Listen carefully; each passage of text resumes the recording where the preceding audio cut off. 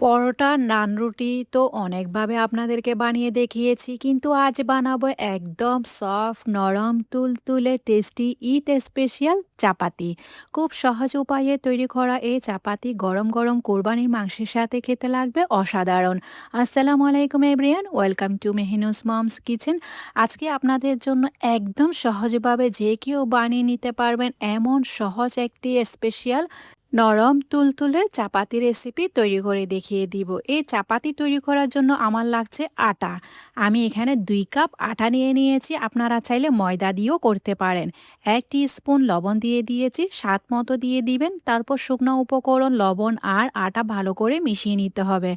লবণটি যখন ভালো করে আটার সাথে মিশিয়ে নিয়েছি, তখন এখানে মাঝখান দিয়ে আমি দিয়ে দিব গরম পানি। অবশ্যই এই চাপাতি তৈরি করার সময় কুসুম গরম পানিটা ইউজ করবেন। আপনার হাতে সহ্য করা যায় মতো এরকম গরম পানি ইউজ করবেন। একটু একটু করে গরম পানি দিবেন, তারপর আটাতে ময়ান দিতে থাকবেন। একসাথে পানি দিয়ে দিবেন না, একটু একটু করে গরম পানি দিবেন, তারপর আটা মিশাতে থাকবেন। এই আটাকে একটি সফট ডো তৈরি করে নিয়েছি। তারপর এখানে 2 টেবিল স্পুনের মতো তেল দিয়ে দিয়েছি। যেহেতু আমি এখানে 2 কাপ আটা ইউজ করলাম, তাই 2 টেবিল স্পুন তেল দিয়ে দিয়েছি। তেল দিয়ে আবার হাতের সাহায্যে ভালো করে এই আটার ডোটাকে ময়ান দিতে হবে। একদম ভালো করে হাতের সাহায্যে মতে নিতে হবে 2 থেকে 3 মিনিটের মতো। আমি একটি সফট ডো তৈরি করে নিয়েছি, দেখতে পাচ্ছেন এরকম একটি সফট ডো তৈরি করে নিতে হবে। যত সফট ডো তৈরি হবে আপনার চাপাতি হবে একদম সফট, নরম, তুলতুলে। এরপর ডোর উপর সামান্য তেল মাখিয়ে এই ডোটাকে রেস্টে রাখবো প্রায় 10 থেকে 15 মিনিটের জন্য। অবশ্যই এই ডোটাকে রেস্টে রাখবেন। আমি মোটামুটি 20 মিনিটের মতো এই ডোটাকে রেস্টে রেখেছি। রেস্টে রাখার পর 20 মিনিট পরে আমি এই ডোটাকে হাতের সাহায্যে আরও একবার মথে নিয়েছি। অবশ্যই মথে নিতে হবে, যেহেতু এখানে আমি আটা ইউজ করেছি, তাই আটার ডোটাকে ভালো করে হাতের সাহায্যে মথে নিতে হবে বা ময়ান দিয়ে দিতে হবে।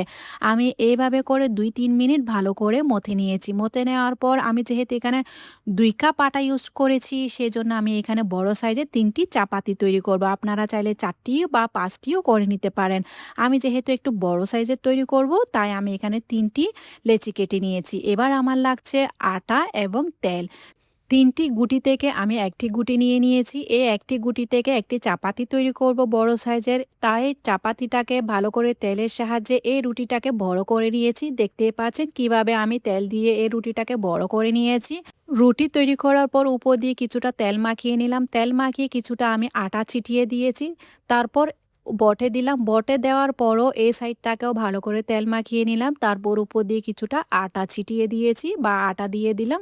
এরপর এই রুটিটাকে আমি বোটে 3 কোনা সাইজের তৈরি করে নিয়েছি। দেখতে পাচ্ছেন কিরকম করে তৈরি করে নিলাম, একদমই সহজ। এভাবে করে আমি 3টা রুটিকে 3 কোনা সাইজের করে আবারও ঢাকনা দিয়ে রেখে দিলাম 5 মিনিটের জন্য। 5 মিনিট পর এবার এই রুটিটাকে আমি চাপাতি তৈরি করে নিব।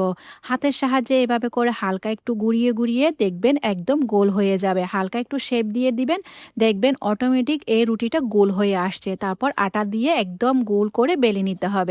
3 কোনা সাইজটাকে একদম হাতের সাহায্যে গোল করে নেবেন। গোল করে নেওয়ার পর বেলনির সাহায্যে হালকা একটু একটু করে আটা দিয়ে এই রুটিটাকে একদম বড় করে বেলে নেবেন। যেহেতু আমি এখানে বড় সাইজের চাপাতি তৈরি করব, তাই এই রুটিটাকে একদম বড় করে পাতলা করে বেলে নিয়েছি।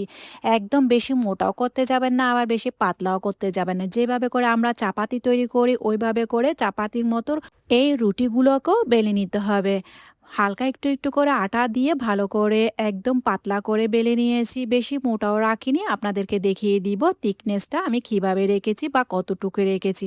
দেখে নিশ্চয়ই বুঝে নিয়েছেন। পাতলা করে বেলে নিয়েছি, সাইডটাকেও পাতলা করে বেলে নিতে হবে, সাইডে যেন একদম মোটা অংশ না থাকে।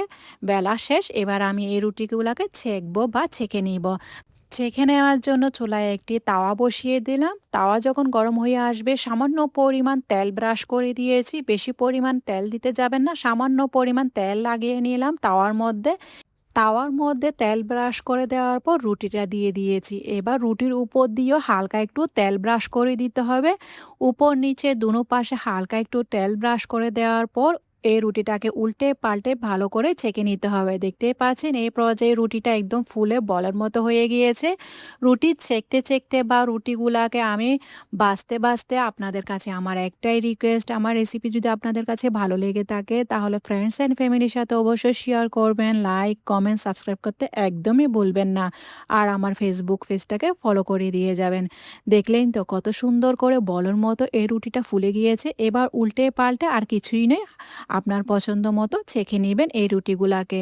মাশাআল্লাহ, রুটিগুলা দেখতে যেমন সুন্দর হয়েছে, খেতে কি বলবো। কোরবানির গরম গরম গরুর মাংসের সাথে অবশ্যই এই চাপাতি ট্রাই করবেন। অনেকে তো পরোটা পছন্দ করে না, তাই চাপাতি দিয়ে আপনারা এবার গরুর মাংসটা উপভোগ করতে পারেন। এভাবে করে আমি ৩টা চাপাতি সুন্দর করে বলের মতো ফুলে টুইটুম্বর করে একদম ছেঁকে নিয়েছি। ছেঁকে নেওয়ার পর আপনাদেরকে দেখিয়ে দিচ্ছি কতটা সফট, নরম, তুলতুলে চাপাতি হয়েছে। আমার রেসিপিটি ফলো করে অবশ্যই ট্রাই করবেন আর আমাকে কমেন্টে জানাবেন আপনি বানিয়েছেন কিনা গরুর মাংসের সাথে খাওয়ার জন্য। আপনারা চাইলে সকালের নাস্তার জন্য এভাবে চাপাতি তৈরি করে রাখতে পারেন রাতে, তারপর সকালে এগুলাকে ছেঁকে পরিবেশন করে নিতে পারেন। চাপাতিগুলাকে রেডি করে নেওয়ার পর গরম গরম চাপাতি আপনাদেরকে একটি ছিঁড়ে দেখিয়ে দিচ্ছি কতটা সফট হয়েছে এই চাপাতিগুলা। দেখে আপনারা নিশ্চয়ই বুঝে নিয়েছেন কতটা সফট হয়েছে আর লেয়ারও হয়েছে এই চাপাতির মধ্যে। একবার আমার রেসিপিটি ফলো করে আর আমার মেথডটি ফলো করে একবার হলো ট্রাই করবেন। আজকে তাহলে এ পর্যন্ত, দেখা হচ্ছে নতুন আরেকটি রেসিপি নিয়ে। সে পর্যন্ত ভালো থাকবেন, সুস্থ থাকবেন, আমার জন্য দোয়া করবেন।